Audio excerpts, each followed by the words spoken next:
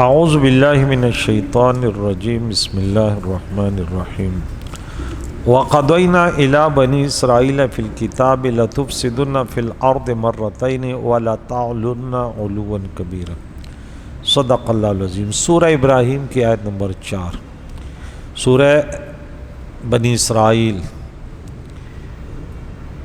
سورہ اسراء بھی کہتے ہیں، سورہ سبحان بھی کہتے ہیں۔ اللہ کے نبی کے بارے میں ہم نے کل پڑھا تھا کہ ذریۃ من حملنا مع نوح انہ کان عبدا شکورا، کہ ان کی اولاد جن کو ہم نے نوح علیہ السلام کے ساتھ سوار کیا، بے شک وہ بڑا شکر گزار بندہ تھا۔ کون؟ نوح علیہ السلام۔ تو یہاں سے آگے فرماتا کہ وَقَضَيْنَا إِلَىٰ بَنِي إِسْرَائِيلَ فِي الْكِتَابِ، اور رب کریم فرماتے ہم نے بنی اسرائیل کو کتاب میں وحی کی جس کا نام تھا توریت۔ کیا وحی کی کہ لَتُفْسِدُنَّ فِي الْأَرْضِ مَرَّتَيْن، کہ ضرور تم زمین میں 2 بار فساد کرو گے، فساد کرو گے۔ وَلَا تَعْلُنَّ عُلُوًّا كَبِيرًا، اور ضرور بڑا غرور کرو گے۔ تکبر، غرور اللہ کو پسند نہیں ہے۔ سورہ قصص کی آیت ہم پڑھتے 83 کے، اللہ فرماتے جن کے اندر بڑا پن ہو اور فساد کا ارادہ ہو تو یہ جنت سے محروم ہوں گے۔ پھر جب ان میں پہلے بار فَإِذَا جَاءَ وَعْدُ أُولَاهُمَا، ان میں سے جو پہلا وعدہ یہ جب آئے گا کہ تم فساد کرو گے تو ہم تم پر اپنے بندے بھیجیں گے، عباد اللہ اولی باس شدید، کہ وہ بڑے سخت جنگجو ہوں گے۔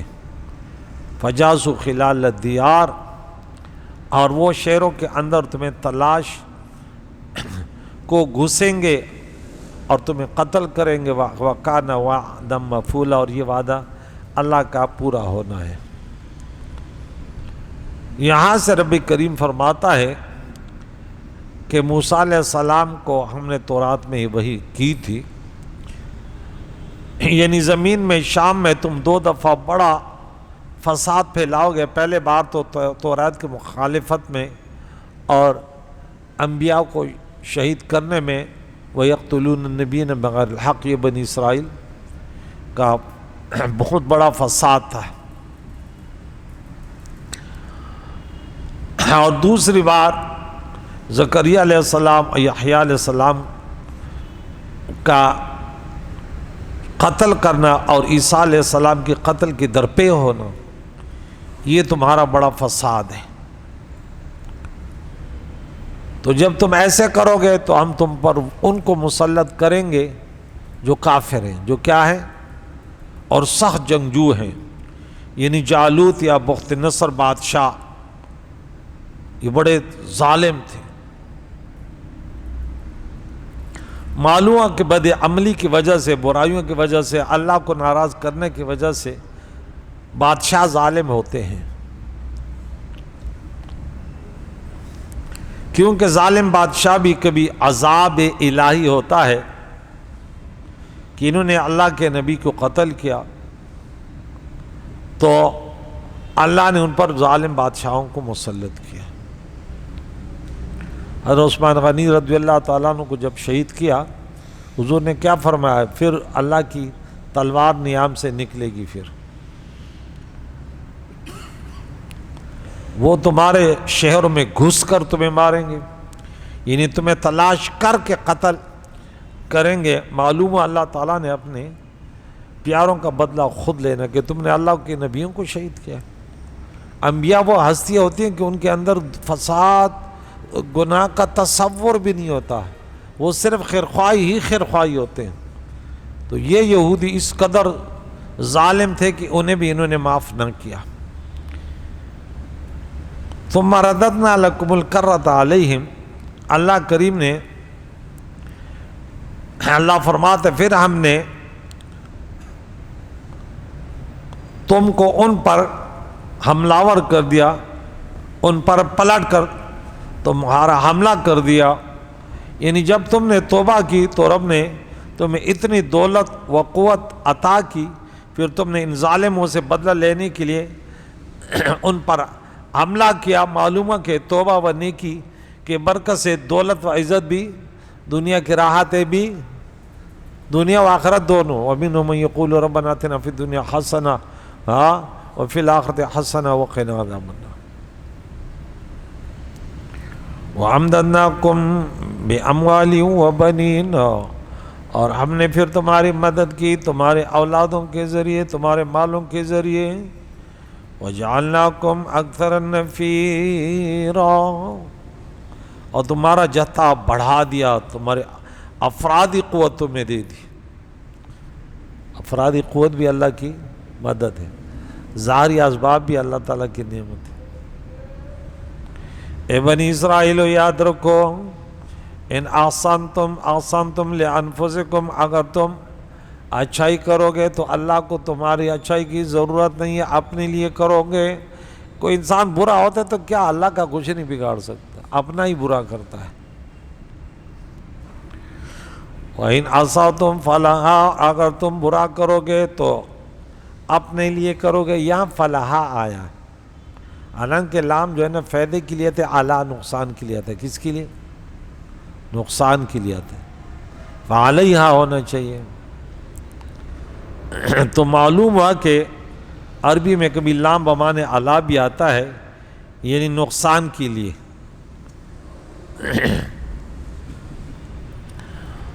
مطلب یہ اگر تم برے کام کرو گے تو اس کا وبال خود تم پر ہوگا، یہ نہ ہوگا کہ کرو تم اور بھرے کوئی اور۔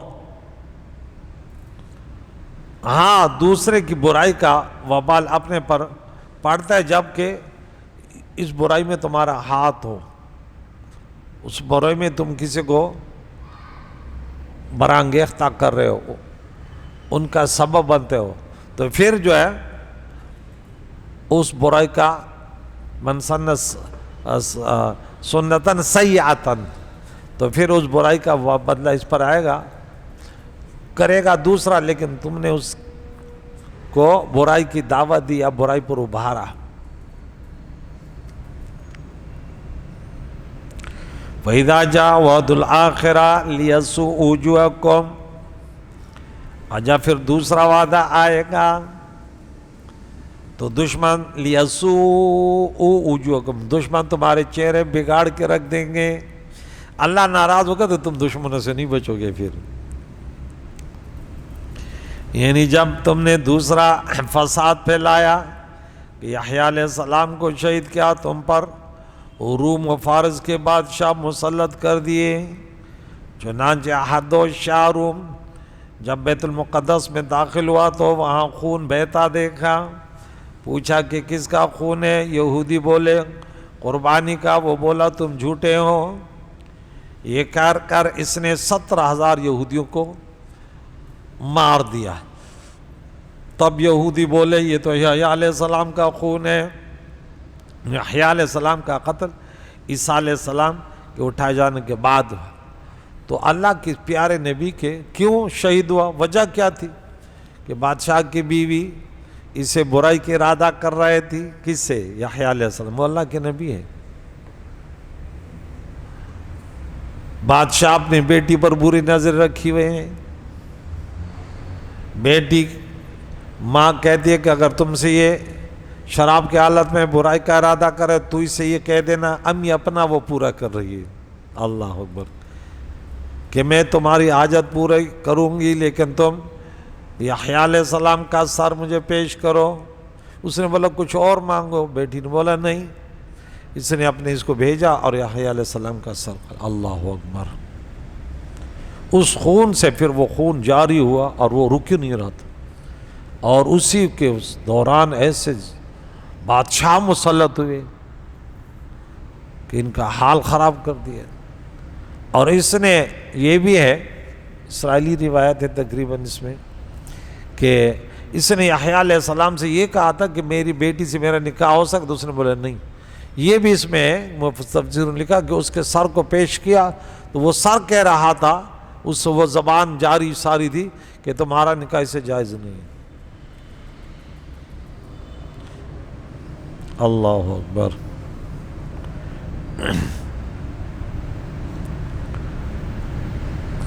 تم پر ایسے بادشاہ مسلط ہوگا کہ وہ بادشاہ تمہیں اتنا ستائیں گے، تمہارے چہروں پر پریشانی کے آثار نمودار ہو جائیں گے، جیسے کہ حردوس اور دوسرے بادشاہوں نے پھر ان کے ساتھ کیا۔ وَلْيَدْخُلُوا الْمَسْجِدَ كَمَا دَخَلُوا أَوَّلَ مَرَّةٍ، اور وہ مسجد میں داخل ہوں جیسے پہلے بار داخل ہوئے تھے، یعنی وہ ظالم بادشاہ بیت المقدس میں داخل ہوں اور اس کی بے حرمتی کریں۔ اس سے معلوم ہوا کہ ہمارے گناہوں کی وجہ سے ہمارے مسجدوں کی بے حرمتی کفار کے ہاتھ ہوتی ہے۔ تو ابھی ہمیں سوچنا چاہیے نا کہ بابری مسجد کیوں شہید ہو رہی تھی، پاکستان میں ہماری مسجدیں کیوں شہید ہو رہی ہیں؟ پتہ چلا کہ ہم اللہ کی بندگی نہیں کرتے، ہمیں تو نقصان، ہمیں تو ٹھیس پہنچتا، ہمیں تو تکلیف ہے نا۔ اللہ فرمائے جب تم مسجدوں کی بے حرمتی سب سے پہلے مسلمان کرتا ہے کہ مسجد ہے، اذان ہو رہی ہے، عالم ہے، درس دے رہے ہیں، لیکن نہ نماز پڑھنے آتے ہیں، بس صرف مسجد ہے تو مسجد کیا؟ یہ بے حرمتی ہے نا۔ مسجد کا معنی یہ تھوڑی کہ تو نے بلڈنگ دیا، آباد کیا، جمعے کے دن آیا، نہیں، 5 کی نماز تو نے پڑھنی ہے۔ اپنی ڈیوٹی پر تو روزانہ کتنے دور جاتے ہو، شہر کراچی میں اتنے گنجان آبادی میں، اس قدر رش میں، یہاں سے صدر اور ٹاور اور کلفٹن اور لانڈی اور ڈیفینس اور یعنی یہ 20-30 کلومیٹر راستے روزانہ طے کرتے ہو، ذلیل ہوتے ہو، اور مہینے میں ایک چھٹی نہیں کرتے تو۔ اور جب محلے کے پڑوس میں مسجد ہے، وہاں پر ٹائم نہیں ملتا، وہاں کے لیے تمہارے پاس ٹائم ہے، پھر یہی حالت ہوگی۔ اللہ فرماتا ہے کہ دیکھ لینا، پھر بیت المقدس شہید ہو رہی، کون پوچھ رہے؟ اب ہم تو بولیں گے نا اسرائیل، اب یہاں اللہ فرماتا ہے کہ دیکھ، یہ اسرائیل جب صحیح تھے، جب یہ پٹڑی سے اترتے تھے تو اس پر دوسرے مسلط ہوتے تھے، اور یہ بیت المقدس کو وہ اس میں گھس جاتے تھے۔ ہاں، پھر یہ جب غیر ہوئے، بنی اسرائیل خود غیر ہوئے، ہم نے اس مسجد کو آزاد کیا، صحابہ کرام نے آزاد کیا، تو اب پھر وہی جو اب تو یہ غیر مسلم ہے نا، اسرائیل دنیا کے بدترین کافر ہیں، اب ہم صحیح نہیں رہیں گے تو وہ بیت المقدس ہم سے چھین لیں گے۔ اللہ اکبر کبیرہ۔ تو وہ مسجد میں پھر داخل ہوئیں گے، کما دخلوا اول مرہ، جیسے پہلے داخل ہوئے تھے، اور پھر اس کے بعد وَلِتَبِّرُوا مَا عَلَوْا تَدْبِيرًا، اور جس چیز پر وہ قابو پائیں گے تو اس کو تباہ کر کے برباد کر دیں گے۔ اس طرح کے تمہارے شہروں تمہارے مال و متاع کو برباد کر دیں۔ صوفیاء کرام فرماتے ہیں کہ زکوٰۃ نہ دینے سے قحط سالی اور زنا سے قتل و غارت خونریزی پھیلتی ہیں۔ عسیٰ ربکم ان یرحمکم، قریب ہے کہ تمہارا رب تم پہ رحم کرے، یعنی تم سے دوسرے فساد کے وقت کہا گیا تھا کہ اگر توبہ کر لو تو معاف کر دیں گے، چنانچہ انہوں نے توبہ کی اور معافی مانگی، پروردگار نے انہیں پھر نجات دی۔ اللہ فرماتے ہم تو مائل با کرم ہیں، کوئی سائل ہی نہیں، ہم تو کریم ہیں۔ وَإِنْ عُدْتُمْ عُدْنَا، اگر تم پھر شرارت کرو گے تو پھر ہم دوبارہ تم پر عذاب کریں گے۔ چنانچہ یہود نے ہمارے حضور کو جھٹلایا تو بنی قریظہ قتل کیے گئے اور بنی نذیر مدینہ سے نکال دیے گئے۔ ان کا حال کیا ہوا؟ انہوں نے اللہ کی کتابوں سے وہاں سے بھی تحریف کیا، پھر حضور تشریف لائے اور جانتے بھی تھے حضور کے آمد سے پہلے یہ حضور کے وسیلے سے دعائیں کرتے تھے، جب حضور آئے پہچانا، پھر انہیں دکانداریوں کی فکر لگ گئی، پہچاننے کے باوجود اللہ فرماتا ہے کہ اس نبی کے انتظار میں تھے، پھر کہنے لگے یہ نہیں ہے، فلاں نہیں ہے، پھر قواریت، عصبیت، لسانیت میں لگے، بنی اسرائیل میں کیوں نہیں آیا، یہاں کیوں آیا، عرب میں کیوں آیا؟ اللہ کریم نے فرمائی یہ میری مرضی، جس کو چاہوں عطا کر دوں۔ وَجَعَلْنَا جَهَنَّمَ لِلْكَافِرِينَ حَصِيرًا، اور جہنم، اور ہم نے جہنم کو کافروں کا قید خانہ بنایا۔ معلوم ہے کہ دنیا کے عذاب آخرت کے عذاب کے علاوہ ہیں، اور دنیاوی عذابوں سے آخرت کے عذاب گھٹتے نہیں ہیں۔ یہ تو ان کو دنیا میں اللہ تعالیٰ نے بخت نصر اور جالوت اور اس سے ان کو صف ہستی سے مٹا دیا تھا۔ آخرت کا عذاب تو الگ ہے۔ پھر حضور علیہ السلام کے آمد کے بعد انکار کیا تو انہیں صحیح ٹھکانے پہنچایا۔ ان ھذا القرآن یہدی للتی ہی اقوم، بے شک یہ قرآن پاک یہ وہ راستہ دکھاتا ہے جو سب سے سیدھا راستہ ہے، جنت تک، اللہ تک پہنچانے والا سیدھا راستہ، توحید اور تمام رسولوں کو ماننے اور ان کے اطاعت کا راستہ، نجات کا راستہ، اخلاص کا راستہ، کامیابی کا راستہ، عزت کا راستہ، دنیا و آخرت میں اللہ کے ناراضگی سے بچنے کا راستہ، یہ صرف قرآن دکھایا، سب سے سیدھا راستہ۔ دوسرے راستے سیدھے تھے دنیا، لیکن یہ سب سے سیدھا ہے۔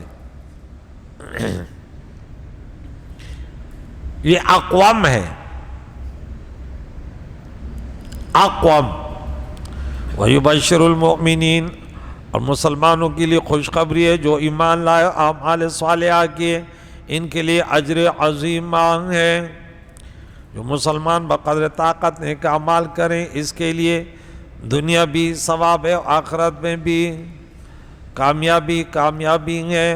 وَأَنَّ الَّذِينَ لَا يُؤْمِنُونَ بِالْآخِرَةِ أَعْتَدْنَا لَهُمْ عَذَابًا أَلِيمًا، اور جو ایمان نہیں لاتے آخرت پر، قرآن پر، نبی پر، جو مؤمن ہے، جس پر ایمان لانا ہے، اس کو ایمان نہیں، جو اس پر ایمان نہیں لاتے ہیں تو ان کے لیے دردناک عذاب ہے۔ اس طرح کہ یا تو آخرت کو مانتے، کافر یا یہودی اس طرح کہ یا تو آخرت کو مانتے ہی نہیں ہیں، جیسے مشرکین، یا اسے مانتے تو ہیں مگر غلط طریقے سے، جیسے بعض عیسائی کی جنت کے تو قائل ہیں مگر وہاں کی نعمت تو ان کے قائل نہیں، یا حضور کی شفاعت وغیرہ کو نہیں مانتے، یہ سب۔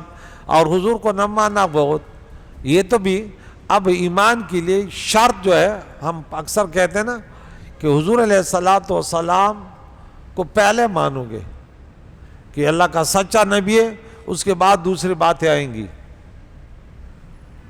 حضور علیہ السلام کو ماننا کہ ایمان کیا ہے؟ التصدیق بما جاء محمد علیہ السلام، حضور جو لے کر آئے تصدیق قلب ہونا چاہیے، پھر زبان پہ اقرار ہونا چاہیے، پھر اس کے بعد جوارح سے، اعضاء سے اعمال ہونے چاہیے، تو یہ پھر پکا مسلمان ہو جاتا ہے۔ تو یہ حضور علیہ السلام اس قرآن کو ہمیں دیا کہ اللہ کا کلام ہے، اس کو پڑھو، اس کو سنو۔ اس میں ان لوگوں کے واقعات ہیں جو برباد ہوئے، ہم پڑھو کہ برباد کیوں ہوئے۔ عیسائی دنیا میں، بنی اسرائیل دنیا میں سب سے طاقتور تھے، رب نے فرمایا انی فضلتکم علی العالمین، لیکن جب بھٹک گئے، دنیا پرست بن گئے، فرقوں میں بڑھ گئے، تو وہ حالت ہوئی کہ وہ طاقت سے زیرو پہ آ گئے، اور ایسے ایسے بادشاہ اللہ فرماتا ہے ہم نے اس پر پھر اپنے بندوں کو مسلط کر دیا۔ اب مسلمان دنیا میں اسرائیل، ایک مٹھی اسرائیل ہے پڑا ہوا ہے مسلمانوں کے بیچ میں دیکھ رہا ہے، اور دھمکیاں کیسے دے رہے، بولا کسی کو نہیں چھوڑوں گا، دھمکی ایسے دے رہے، اللہ اکبر۔ بھئی تمہارے پاس ہے کیا؟ وجہ یہ ہے ان کے پاس طاقت کیا ہے کہ ہم اللہ کی نافرمانی کریں گے، وہ طاقتور بنے گا۔